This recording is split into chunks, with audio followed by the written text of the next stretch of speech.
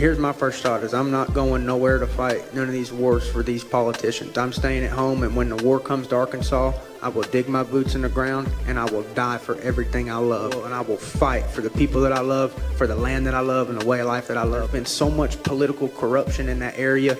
You got Biden and his son making a ton of money off of and using our tax dollars to bribe their people. That's treasonous in my opinion.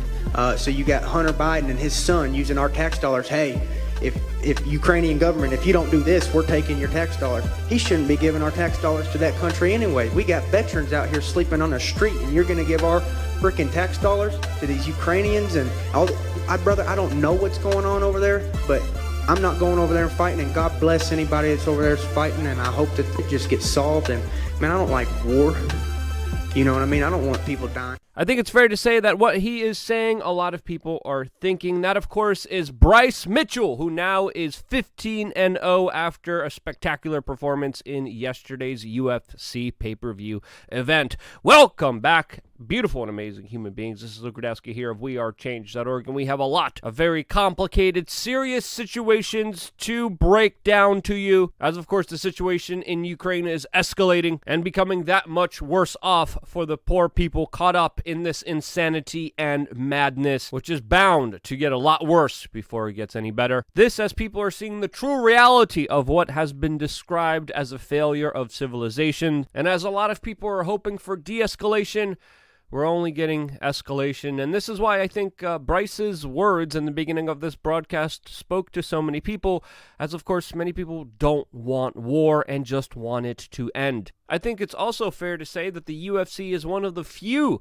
sporting leagues that allows their athletes to express whatever political opinion they want without the fear of being punished for it. This fighter also made some very interesting comments about the U.S. Federal Reserve, detailing how 13 board members have voting power on the value of the dollar. And with Bryce's career becoming more bright in the UFC, it's going to be interesting to see what else he has to say to the world. Now, if you remember, not so long ago, last year in July, we did specific videos about Cyber Polygon, a program by the World Economic Forum that was drilling, practicing, and doing cyber virtual war games in order to practice for an alleged worldwide cyber attack. They did this drill with Russia, and as many people have said, the World Economic Forum definitely has a knack for predicting the major problems facing the world. We told you to keep an eye on this specific war game, on this Event 301-like scenario, as of course it could potentially be a key indicator of things to come, as today we are having articles like this from Fox News that read, U.S. doesn't stand a fighting chance if Russia and China combine cyber tech. Allegedly, according to Nicholas Callan, a former Pentagon official. This says, of course, right now we are dealing with a major significant proxy conflict between the United States and Russia that's unfolding now in Ukraine, and it would be foolish to think that this kind of warfare wouldn't expand and grow to other platforms and key areas of infrastructure, which of course are mainly maintained through the digital online space. Now, according to this former U.S. Pentagon official, who most likely is working at a military-industrial complex firm right now, he describes U.S. infrastructure cyber defense as, quote, kindergarten level, which he says stands no chance against China and Russia. Now, whether this is an accurate assessment or a plea for a bigger budget, we have to understand, as the World Economic Forum is saber-rattling about this major problem, which could become a reality, at the same time, the World Economic Forum is offering solutions to this problem as they're trying to push a new digital ID system that, of course, is akin to the Chinese social credit score system that would track, trace, and database all of your online activity, monitor your political opinions, your every movement, and even potentially your thoughts, which according to the World Economic Forum will make life easier for everyone. So essentially what the World Economic Forum is saying is, hey, there's going to be major cyber attacks that are going to disrupt life and make things miserable for everyone.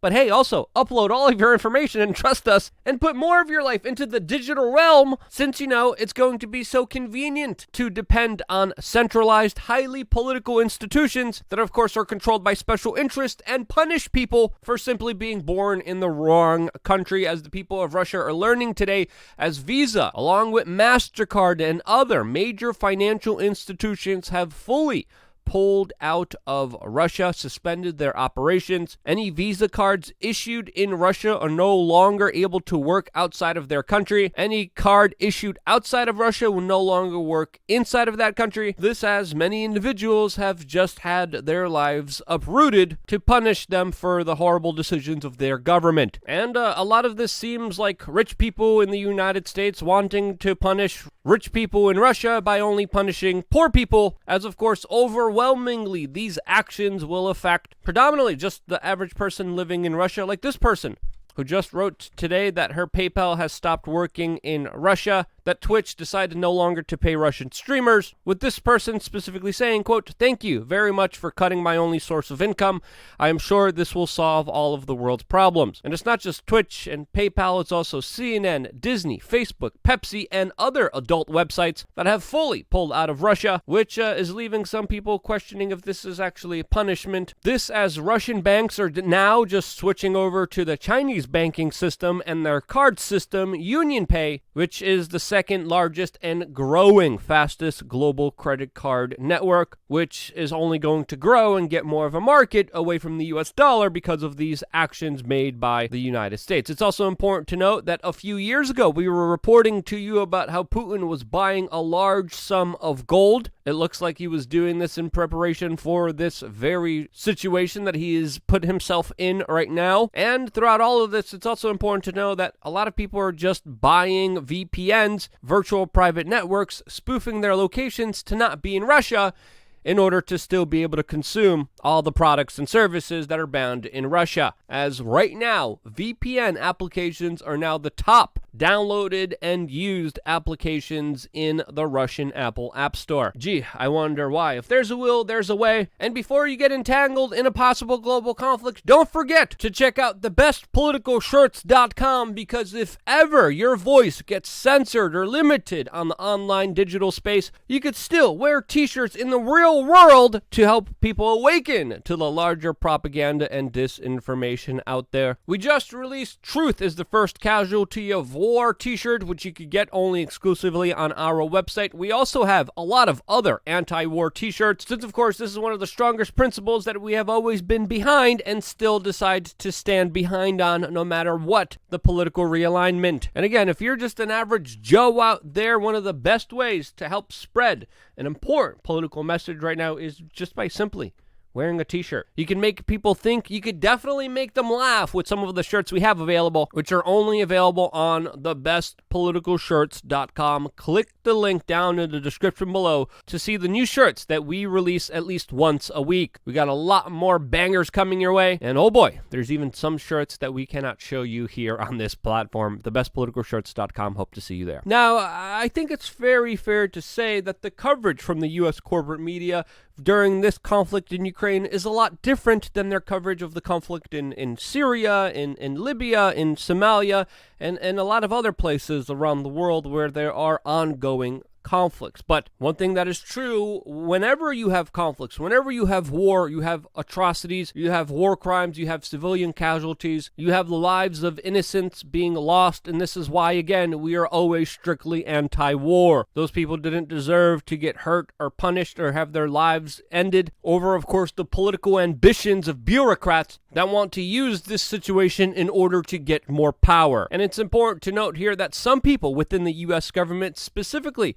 the Secretary of State, are using the fact of civilian casualties as a way to push for an escalation of this conflict, as Antony Blinken, the U.S. Secretary of State, says that, quote, "There's very credible intelligence that shows Russia is engaged in war crimes, specifically targeting civilians, and if this is the case, it would be good that the Secretary of State release this information for the world to see and understand." The U.S. government saying there's very credible reports here from intelligence agencies that are known to lie doesn't really help the situation, as of course a lot of people normally think about the weapons of mass destruction, which was also brought to us by the intelligence agencies under, quote, "very credible reports." It's important to question everything here. I'm not saying that these accusations didn't happen, but if they did, We need a lot more than just the word in order to believe that they happened. But the U.S. Secretary of State is saying that this is a justification for other countries to get involved in this conflict and to send in warplanes from countries like Poland. This, of course, would involve a U.S. NATO ally country getting involved in this conflict, getting NATO involved, and of course expanding the field of conflict, endangering the lives of more people here. A major escalation. This, as just moments ago, the Secretary of State just announced that NATO countries have the, quote, green light to send fighter jets to Ukraine in order to, of course, attack the Russians. Now, how will some NATO countries respond? Will they be sending in their troops? Well, if they do, expect this situation to get more out of hand than it already is, as already a lot of foreign individuals are getting involved in this conflict, as we're getting reports from the Ukrainians that allegedly 16,000 foreign nationals have volunteered to come into Ukraine and joined their international legion to fight against Russia. There's also accusations against this legion being specifically mercenaries from private military contractors. It wouldn't surprise me if this was the case, but we have yet to see any evidence suggesting this to be true. Now again, with war, there's going to be atrocities all around, as we are also getting the latest reports of a Ukrainian peace negotiator being accused of being a Russian spy and then soon executed by the Ukrainian state without a judge, jury, or trial. There was no prison sentence, just the extermination of an individual who was suspected of treason. This is the man pictured here, with negotiations that were still ongoing with the Russians. And again, these reports are still just initially coming in, and in the fog of war should also be questioned, just like everything that's happening there. The latest reports that we're also hearing is that Putin is, quote, raining bombs on a green corridor, which according to the Ukrainians have led to the loss of life of civilians who specifically were fleeing during a ceasefire, which was again allegedly violated by the Russians. Now, is there loss of civilian life in Ukraine? I would say absolutely. There always is loss of life of civilians during wartime. There's always innocents being caught in the middle, as of course these are the people paying the ultimate price for the political ambitions of some individuals. Now, Putin, in response to a lot of this, is saying publicly that the Ukrainians are using, quote, civilians as human shields. We usually see this kind of excuse used by, of course, aggressors, but it also wouldn't surprise me if this was a tactic employed, since, of course, war is dirty, and who knows what in the world is going on here, as, of course, there's been a lot of disinformation, a lot of propaganda, as even the New York Times writes about how unverified stories like the Ghost of Kiev, which came from footage from a video game that was propagated all over social media, is, quote, a key part of Ukrainians' war plan as they, quote, try to keep morale high. The New York Times also led a report saying that Russians were launching a full-scale assault on civilians and people specifically protesting them, with later one of their reporters saying that the Russian soldiers were not just shooting them, as they previously reported they were, but shooting in the air in order to disperse the protests so their military vehicles could walk through. There's a big difference with this reporter saying that Russian soldiers are shooting protesters and civilians to, of course, shooting in the air in order to disperse them. And again, facts matter here, and this type of lazy reporting, this type of lazy journalism doesn't help anyone, especially the people of Ukraine that are caught in the middle of this and are having people question their courage because of this lazy reporting. There's also a lot of corporate media reports of Russians attacking nuclear reactors inside of Ukraine. This, as Reuters just released an article talking about how there is no evidence of Russians attacking a nuclear reactor in Ukraine. Even though there's a lot of news reports purporting it to happen, Reuters is saying it didn't happen. Now, it's also important to note here that one of Putin's key allies, a Chechen leader, came out and publicly addressed the president of Russia, asking him to, quote, shut your eyes to everything and let military commanders unleash a blitzkrieg of savagery in Ukraine and, quote, finish it all in a day or two. Now, with Chechen leaders coming out and publicly declaring this, it really puts into question the media reports that we've been seeing, along, of course, with Putin's strategy in starting this war. Now, of course, the president of Ukraine is still urging a no-fly zone, which is, again, akin to a full all-out war war between the West and the East. Will he get it? Will NATO send in more fighter jets? Well, if one thing is clear, is that on the corporate media, we are seeing a huge push for this, a huge push for escalation. As Caitlin Johnston writes, quote, the Overton window is being shoved towards warmongering extremism. And I would have to agree with her, especially with some of the content that I've been seeing on the national media, especially by individuals like Sean Hannity, which are sociopathic, crazy demands that will lead to more loss of human life. Again, NATO forces have just been activated for the first time. The Secretary of State is saying you have the green light to shoot down Russian aircraft inside of Ukraine. The corporate media is cheering this on as we're dealing with the situation with some very serious consequences. Now, again, clearly, Putin still here is the aggressor. He still is invading a country that is a significant underdog here, but that underdog is being used as a proxy state by Western interests that have led to a huge loss of life of innocent people inside of Ukraine. And even the Washington Post admits through its sources that have been corroborated with the sources from the New York Times that Washington, D.C. is considering a successor to Zelensky if he is captured or killed by the Russians, as they are also, quote, preparing for a government in exile and a long insurgency. And again, there's a lot of people being affected by this, losing loved ones, losing their homes, losing their lives, that wish this conflict to be over.